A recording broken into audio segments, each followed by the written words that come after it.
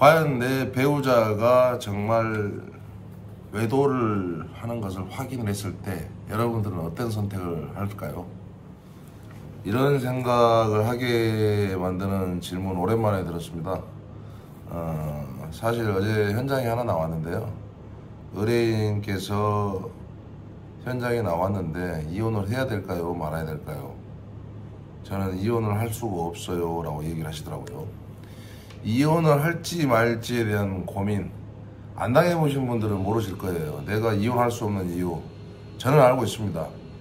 여자분 같은 경우는 남편의 경제력으로 인해서 아이들을 케어해왔고, 처음부터 결혼 생활이 시작됐을 때 대부분이 경제활동을 중단된 상태이기 때문에 앞으로 홀로서기 하기가 힘들어요. 두 번째로는 일단은 아이들을 키워야 되는 입장이고, 이제 사회에 나가서 할 수 있는 게 당장 없습니다.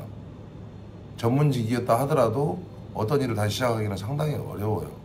하지만 배신과 배반 때문에 이 새끼하고 살고 싶지는 않고, 새끼들을 생각하다니 이놈 돈은 필요하고, 소송한다고 하니까 남편이라는 사람은 네가 소송하면 생활비 끊어버리겠다, 카드 잘라버리겠다, 집 나가겠다, 말도 안 되는 협박질을 하고 있고, 이런 경우들이 있습니다. 어제 같은 의뢰인도 마찬가지예요. 아침에 저한테 남편의 일탈을 확인하고 나서 질문하는 게 그겁니다. 이제 어떻게 해야 될까요? 하지만 저는 말씀을 드렸어요. 제가 수천만 건의 해결해 본 만큼 그 수천만 명의 어떤 결정을 내렸고 어떤 게 좋은 거고 어떤 게 나쁜 거다 말씀을 못 드려도 어떻게 해야 된다라는 거는 조언을 드립니다. 여자뿐만 아닙니다. 남자분들도 마찬가지예요.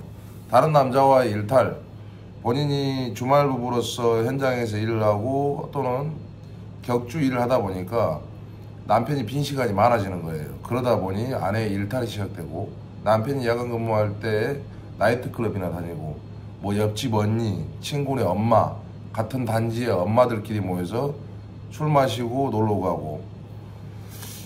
이 외도의 이유는 다양하거든요. 남편도 왜 외도를 하는 여자를 두고 이혼을 못하느냐? 맞습니다. 여자랑 똑같아요.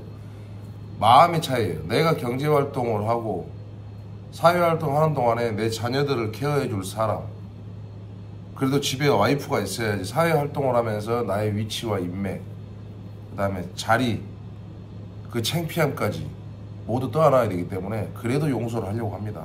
그분들한테도 똑같이 말씀을 드려요. 결과가 나왔으면 그 결과에 대해 상간자 소송이든 기록에 대한 거는 법적으로 쓸 수 있게끔 남겨둬라 라고는 합니다. 제가 이렇게 조언을 드리고도 안 좋은 결과들이 많아요.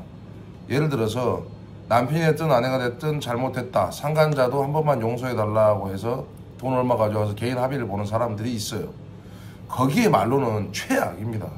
상간자 소송을 못하게 하는 내 배우자는 그 상간자를 지키기 위함입니다.